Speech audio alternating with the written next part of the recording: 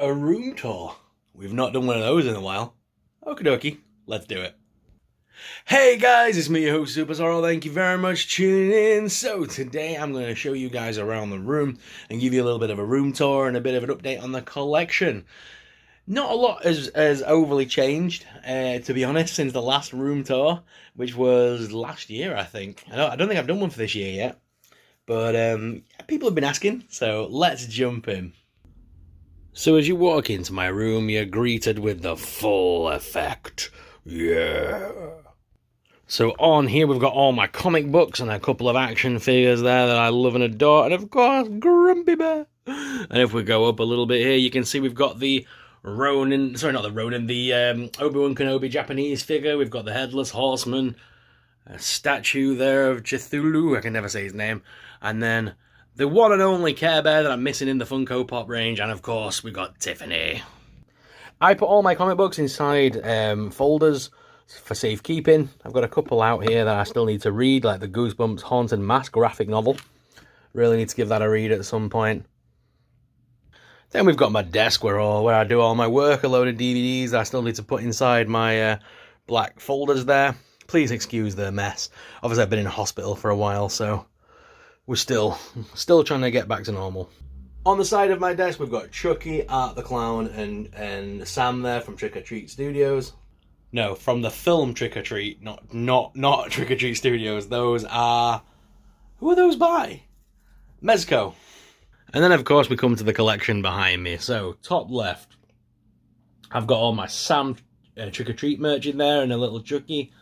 Moving across, I've got all the Living Dead dolls and some other dolls in the collection from the likes of Monster High and all sorts. It needs resorting, they're all a little bit squished in there. Then I've got the 5 Surprise Gross Mega Minis box. If you remember the story, there was only one capsule left in the box, so they were happy for me to take the box with me. So I've got that as a bit of a display piece. Then we've got the Terrified stuff. I enjoyed Terrified last year, so I keep that on display.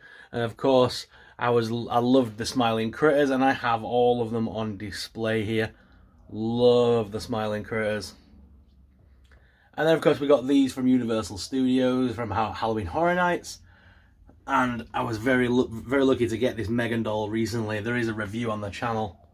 And then we've got the Minis shelf with the Stumble Guys, Terrifying, all that other stuff. And yeah, this is my pride and joy right here. I love all these Minis together. There's just so many now in there. There's no room on the shelf to fit any more on, really. There's just so many Minis in there. And then we've got the skibbity toilet stuff. Let's give it a flush. Chicken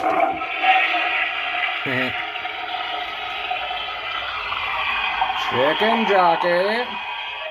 And if we scroll down, we've got the Funko Soda stuff. To be fair, I'm very tempted. Sorry, I'm just sitting in my chair. Very tempted to box up the sodas, as they're no longer going to be making them, and I'll be able to make room for more Funko Bitties. This is my little Funko Bitty wall, work in progress here, guys. And I'm starting to get the other stuff as well, like the rides and things. And then on the bottom shelf, this is all stuff that's still to be reviewed.